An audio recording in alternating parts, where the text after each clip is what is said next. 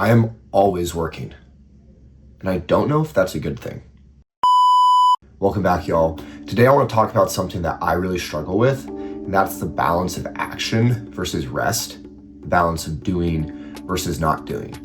And if this is something you are struggling with too, don't forget to subscribe as I post videos like this every week where I share lessons and learnings as I try to build a life that really means something. So here's my problem.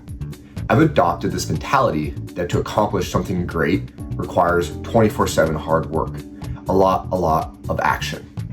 And this gets compounded every time I go on social media and see people on LinkedIn or creators on Instagram who are seemingly killing it, producing great output, crushing their goals. So this pressure to produce, to be productive, is continuously compounding.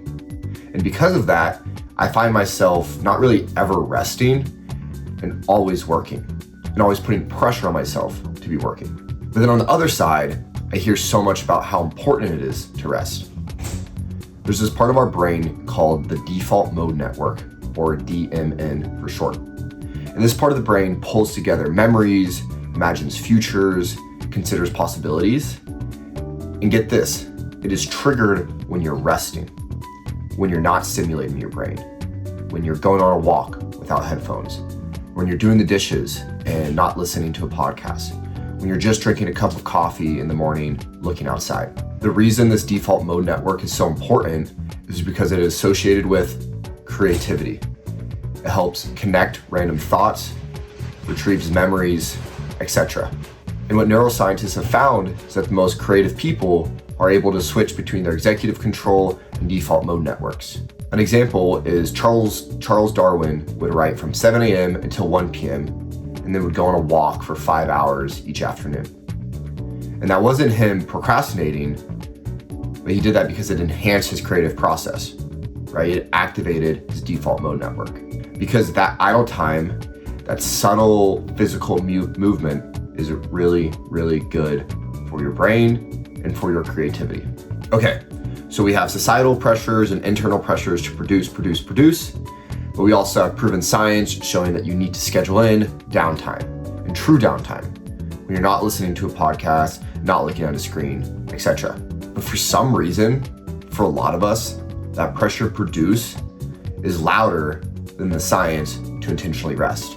I have become so wired to produce and to work, and honestly, it is one of my greatest strengths. And it's why I'm able to do more than other people.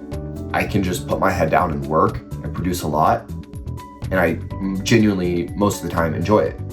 But it's also not healthy, but it also limits my creativity. And look, I can definitely notice the difference. When I come back from a trip or I go on a run, I'm a lot more fresh, right? I have a lot more ideas. When I'm trying to force myself to continue working, or I get home from a long day and I'm trying to sit down and write a video script, I feel like I'm rattling my brain to turn on the creative switch. So for me, the impact of having intentional rest is really clear, right? But I don't want you to listen to this and think, oh, Mason, thank you so much. You're right. I should sit on the couch and watch TV for an hour. Or you're so right. I should stop waking up earlier and sleeping every morning because I need to rest. That's not what I'm saying. It's a balance. At the end of the day, you do need to work your ass off, and no matter what way you arrange it, that's just the truth. Anything you want to accomplish is on the other side of hard work. So let's talk about resting, about activating your DMN. It's not saying rest will magically unlock your ability to do great work without effort and everything will be awesome. It is about intentionally creating space for your brain to switch to the default mode network so that you can be more creative and not feeling guilty about doing so. And something I've found is that there's really like two sides of the motivational creator economy. One side tells you to work 16 hours a day, produce, and they're a little skewed, right? They're a little off. But then there's this other side that's telling you to rest more, sleep more, work less, and believe that it's all gonna work out because it's meant to be for you.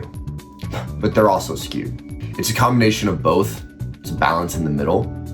You need to work hard, yes, but you also need to rest to give your brain the space not only work hard, but produce great work.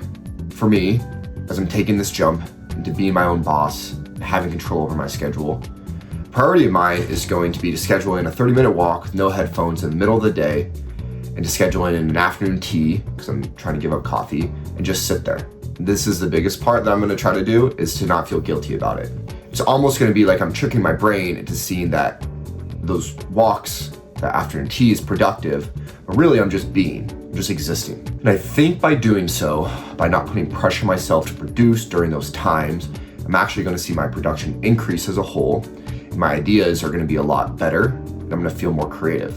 So this video is to tell you that to produce more, your brain needs to be in a state where it has the space to create original, really good ideas and produce that output. And there's tons of science backing that up, right? So believe it, utilize it, it's a tool. But for it to work, for you to leverage it, you need to be intentional with it. Scrolling on your phone, that's not resting, and that is such a waste of time. Going on a walk without any stimulation, that's resting, and that's not a waste of time. So here's my challenge for you, and truthfully a challenge for me, is to schedule in one intentional rest period this week. Maybe it's a walk with no headphones, taking a shower with no music, making a healthy lunch without a podcast, but a rest period with no stimulation. Just be bored. That's the point, it's good. Let me know in the comments how you balance action and rest. What strategies work for you? I genuinely want to hear your thoughts on this, because as I mentioned, this is something that I really struggle with.